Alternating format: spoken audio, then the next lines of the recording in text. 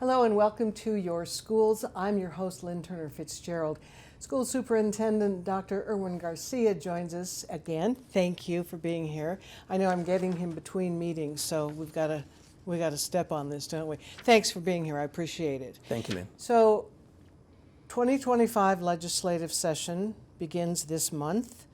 There will be impacts on schools. Are there specific things you're hoping that happen? Yes.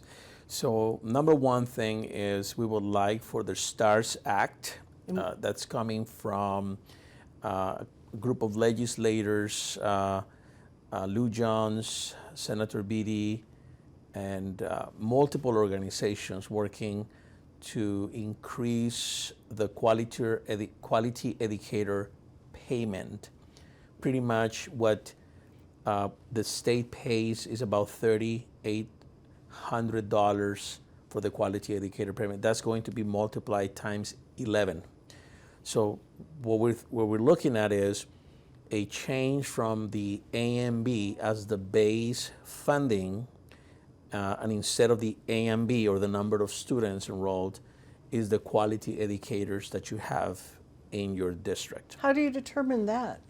So they have opened it up for various licenses, certifications, class 1 or class 7, class 5, class 3. So they're opening pretty much all teachers. They include administrators and including some qualifying staff members.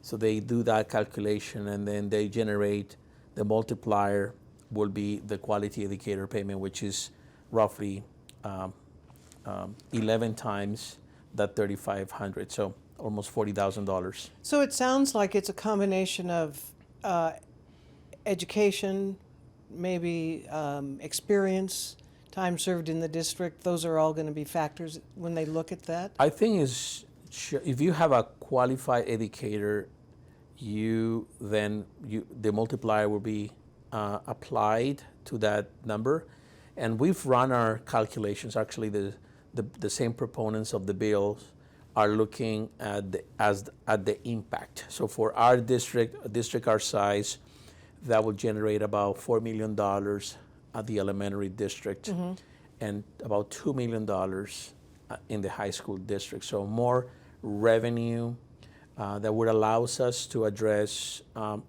in our district, a primary issue is health insurance. Oh. Health insurance generates $3.5 million of deficit for the district. So both districts actually generate surplus. But because of health applied to that general fund, that's when we enter a situation where we have to use that revenue, that surplus, to cover for that issue. So in our case, what allows us to ensure that our teachers and our employees benefit from a health insurance fund that is healthy, that doesn't put them in a situation where they have to really be nervous about the future. We want to make sure that health is a priority for our teachers, and that we have the conditions to ensure stability within that fund. Also, it allows us to increase teacher and staff members' salaries. That's an issue. Yeah, we're number one in the state right now, based on the last negotiating session we had. The highest paid? We're the highest paying district in Montana for beginning teacher pay. We beat Bozeman for about $100. Every dollar counts. Every dollar counts. We have to be the best district in the state of Montana, and we can only do that if we are leading the charge when it comes to how we compensate our teachers and our staff members. So we have strong competitors south of us, Cody, Sheridan. They pay $4,000 average pretty much for beginning teachers, or those beginning teachers in general. So we would like to remain competitive. If we want to be the best, we have to have the best personnel. We have to be able to not only attract, retain, train those quality individuals. So that's how that STARS Act is being proposed by some of those legislators. We support the STARS Act. It's not the solution to the problem. I think that it's a beginning to shift towards a better way to support schools. So there's still a gap there. Well, that's what was kind of going through my mind. This is not the end. That is correct. And it seems like every year there's a struggle to fund all kinds of things in the district. That is correct. Teacher salaries among them. Well, and now the housing situation too makes it even more difficult. Yeah. And for housing, we are working with Homefront and at the local level, after a piece of legislation passed the last legislative session that funds workforce housing, pretty much buys out some of the costs of the mortgage for people that qualify under certain very rigorous criteria. And we are in the works of building 18 houses. We're going to start with 18 Really? houses. And very soon the public will hear more, because of course we want to make sure that the public knows about what we're doing. But that's the beginning. We have another piece of land that we are considering as a future opportunity. Is hoping that the Board of Trustees also approves and supports us along the way. Would these homes be owned by the district then, or would individuals buy them? It's a combination. So pretty much we maintain ownership of to a certain point of the land, and it becomes a program. Okay. So the houses belong to the program. So it's a partnership between Homefront, the district, of course the builder. Is at no risk to the district. So we don't have to pay taxes. We don't have to pay any type of liability or insurance, home insurance, or if something gets damaged. So it is a program. So when we sell that property, there's some funding that comes back to the district. Okay. So the goal with that housing is to attract and retain teachers. And because many of our teachers, they will struggle to find housing. And of course, 18 houses is not going to solve the problem, but it's a step in the right direction. Right now, we have probably 100 prairie dogs living in that property that we're eyeing for this. What about them? Where are they going to go? They're going to go next door. They're going to be evicted. No, but of course, we want to do that in a humane way. But our goal is to retain our teachers. And so the start. The STARS Act and that bill that passed for housing, it's absolutely critical. We also know that the governor has some plans to reduce the burden of property taxpayers. I know that's the primary reason we weren't able to pass our safety levy the last time around. So the governor is also looking at $80 million for deferred maintenance across Montana school districts. Deferred maintenance. Now, in the Billings District, School District 2, you could use every dime of that. We can use every dime. Because what is your $70 million in deferred maintenance? We have $70 million in deferred maintenance. Oh boy. So, but at least, if the governor is moving in that direction, if he supports the STARS Act, I think he's realizing that, of course, one of his big pushes is innovation. And the prior legislative session, I think, they look to how do we increase career technology pathways for the charter schools. That's those bills were absolutely beneficial. So they're thinking about innovation, but they realize there is a component there, and that's human capital. And there's no way we can still pay in some districts in Montana $28,000. So the STARS Act, what it's going to do is going to raise that minimum salary to about $41,000. For a beginning teacher. Yeah, so no teacher in Montana is Right. making 28, 32, 35. Right. We have to have a baseline. So I think those are moves in the right direction. Yeah. So I'm actually very hopeful for this upcoming legislative session. Well, now, are there educational bills being considered too that would directly impact students, the way they're taught, or just the educational system? Yes. So there are bills related to numeracy. Some proponents of some guidelines for how we teach mathematics, how we teach reading. We are pretty much ahead of the game because what we use for mathematics right now is we have quality curriculum materials. That's why we have Eureka Math in elementary and Amplified Math in middle school. So we're already using high quality instructional materials. Okay. In reading, we're using the science of reading. Last year we made it consistent because some schools were given choices.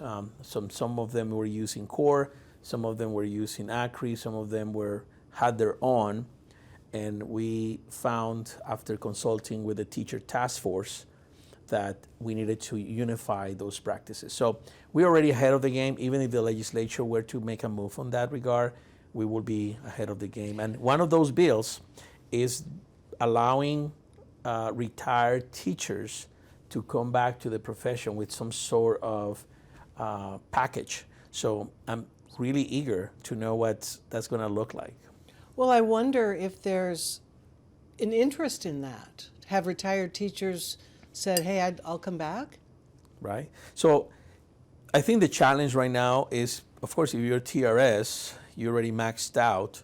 So I'm assuming that there must be some sort of Now you're talking incentive. about the retirement system? Yeah, Okay. because teachers, when they retire, of course, if you already maxed out on your percentage, Yes. then of course you won't be able to make more than that. But I'm assuming that the state is going to look into alternative ways to circumvent the TRS and allow retired teachers to come back to the profession. I don't know what type of packages they're thinking Right. about.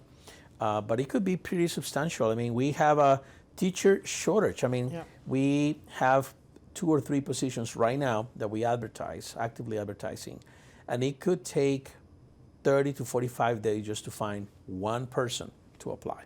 So we need to be in a position that if we need someone to teach anatomy and physiology, that you actually find 3 or 4 candidates, and at this time we don't have that. Well, is there any incentive being done to get students, college students, to go into education? Is the state looking at anything like that? I want to say yes. Okay. I remember seeing something about the MUS system trying to make themselves more targeted and aggressive to do apprenticeships and to bring programs with the intention of increasing the pool of young people that would hopefully look into the educational field. But I think that the piece with this is those candidates, those students are looking at, well, if I graduate, am I going to make $28,000 with $60,000 in student loans? So we have to make a shift. I understand we want to remain competitive, but we're not competitive at this time. We're the 51 in the nation, not 50, 51 in the nation for beginning teacher pay. The state of Montana. The state of is, Montana yeah. is. Yeah. And when it comes to average salary, I want to say we're 40 across the nation. Well, we should be in the top 10. If we really consider that education is a right, just like Article 10 of the Constitution, and if we believe that quality education, it's really that difference maker, right? If you think about kids in poverty, that's how you break that cycle, is with quality education. If you think about kids that are not engaged or kids that are non-conforming, that's how you can get them to be active and productive members of society. So we have to invest in education, and it's not about software or it's not about AI, it's computers. It's really human capital. If you have the right people educating your kids, I think we are making the right investment. You know, you were talking about some of the educational materials being used now, certain programs. What happens with the old textbooks? Do they just go away? Do they just get thrown out? So we have to go to the board every 5 or 7 years, depending on certain mandates by the state, and renew our curriculum, right? So we have Wonders. For instance, Wonders in Elementary is the curriculum we use for reading, okay? We use those textbooks. We use them pretty consistently in our district, okay? I think that we're not going to necessarily be just eliminating textbooks from our buildings if they're being consistently used, but we also cannot hinder ourselves from growing and looking at high quality educational materials. I think that the piece here is what's going to make the most impact in the academic life of that student. And after we evaluate that, then we have to make some decisions. Now, you don't want to have antiquated resources for kids from the 80s or 90s that don't reflect that reality. So eventually some of those resources have to be, we have to publicize the list of resources that we're not intending to use. We have to list them. We usually do that on the Gazette. We publicize and we do a session where people can come in and buy those products to give it a last chance. So they've got a second life somewhere. Yeah, maybe they have a maybe possible. Okay. Well, back to the legislature. Is there anything being discussed about libraries or how the school libraries are being run? Yeah, I read at least 4 titles related to libraries, and there was one that was pretty much protecting the Library Bill of Rights. It seems like a very protective bill to ensure that students have access to read materials as selected by the superintendent, the board, or the librarians. And I want to say I saw 3 bills that are going to try to limit or put some restrictions on that topic. Limiting the materials that are access. Approved. That is correct. Okay. Yeah. What's your take on that? I think that both have a place. So I don't believe that we shouldn't be thinking about the materials that we receive in our libraries and just assume that anything that is published out there is good for kids. I don't believe that. Yep. I think that there are things that shouldn't be in public libraries. But I also believe that we have to walk a very fine line, because this is not, our students are not in a little box anymore that you can just define them and represent them in only one way. Our kids come from different backgrounds, ethnic, cultural, different perspectives about the world. And we cannot be just limiting for the sake of uniformity, but I also believe that we have to have a critical eye on what's being brought. My take at the beginning of this conversation in Billings Public Schools was to increase the community feedback on this topic. So when we get books, that the community has an opportunity to see these books. But because we're in the middle of a cultural war or ideologies or politics, the topic can become very polarizing. So instead of having really good conversations about these topics, we unfortunately see conflict. Oh, yeah. And some people don't want to see that conflict for every single book that is ordered. Or so I believe that we need to have the right access for books, but that we also do our due diligence to bring what represents the values of our community. So if you ask in our community their take on specific topics, we're pretty much divided. Yeah. It's not an easy solution. So I don't believe that ostracizing a group of people is the right thing to do. Right. Like, oh, you don't have a voice, you don't have a take on these books, or the other group, we don't have to think about this. We just pick the books that are offered. I don't believe that that's the right way to go. All right, another controversial, perhaps, topic coming out of the legislature is the Ten Commandments in schools. What is that about? Well, I love the Ten Commandments. I think that we will be a better world if we actually follow the Ten Commandments.